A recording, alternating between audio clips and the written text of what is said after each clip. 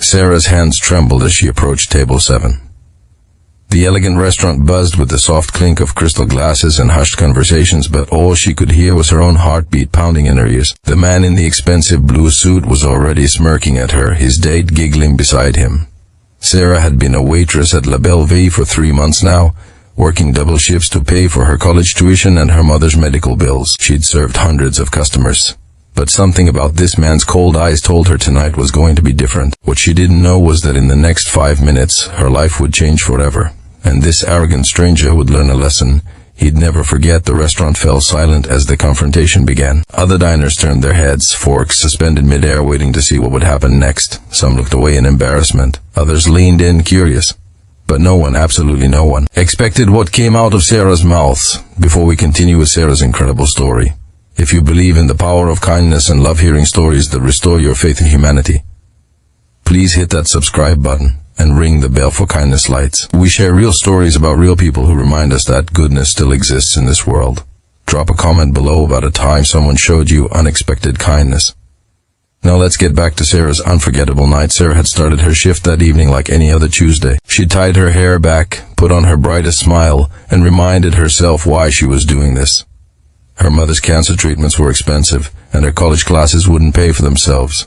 Every tip mattered. Every table was an opportunity to get one step closer to her dreams of becoming a teacher. Table 7 had been seated in the most prominent spot in the restaurant, right in the center where everyone could see them.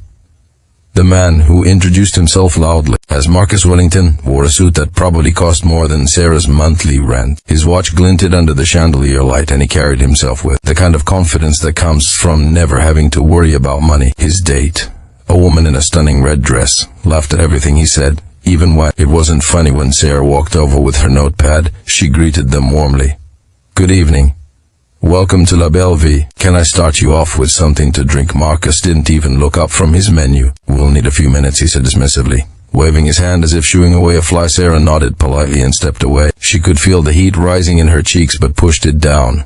Rude customers were nothing new in this job. She took orders from 2 other tables, refilled water glasses, and returned to table 7. "Are you ready to order?" she asked, pen poised over her notepad. That's when Marcus looked up at her, and she saw the glint of cruelty in his eyes. He glanced at his date, then back at Sarah, and a slow smile spread across his face. He began speaking in rapid French, his words flowing smoothly, confidently. His date giggled, covering her mouth with her hands. Sarah stood there, her smile faltering. She didn't understand what he was saying, but she understood the tone. The nearby tables had gone quiet. People were watching. Marcus continued in French, his voice getting louder, more theatrical. He was clearly enjoying himself, gesturing dramatically as he spoke. His date laughed harder. A few other diners exchanged uncomfortable glances. When he finally stopped, he leaned back in his chair with a satisfied expression while he said in English, his voice dripping with condescension, "Are you going to take our order? Or do you need me to draw pictures?" His date burst into laughter. "Marcus, you're terrible," she said. But she was clearly entertained. Sarah felt her face burning. Her eyes stung with tears she refused to let fall. She'd dealt with difficult customers before, but this was different. This was deliberate humiliation. He was making a spectacle of her, turning her into entertainment for his date. The entire restaurant, she looked down at her notepad, trying to compose herself. Her mind raced. She could walk away. She could get the manager.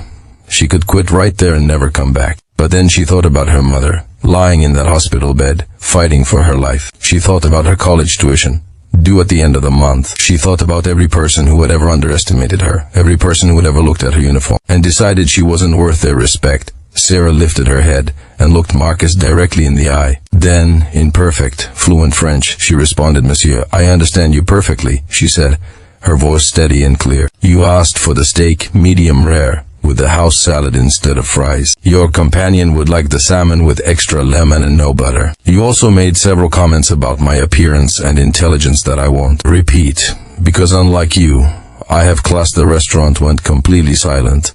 Marcus's smile vanished. His date's hand dropped from her mouth, her eyes wide with shock. Sarah continued, still in French, her confidence growing with every word. "I've been working here to pay for my studies at Georgetown University, where I'm pursuing a double major in education and international relations.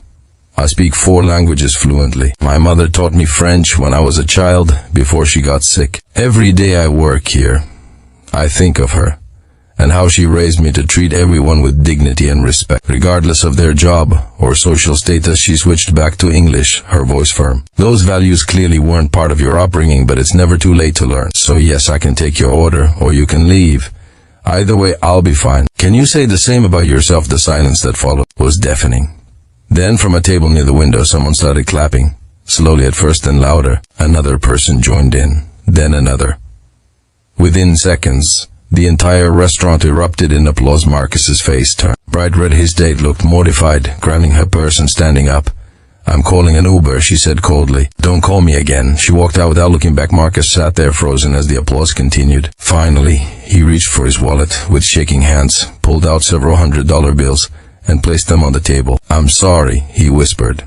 So quietly Sarah almost didn't hear him. Then he stood up and walked out, his shoulders hunched, his confidence shattered. The restaurant manager, Mr. Chen, hurried over with tears in his eyes. Sarah, that was incredible. Take the rest of the night off, with full pay.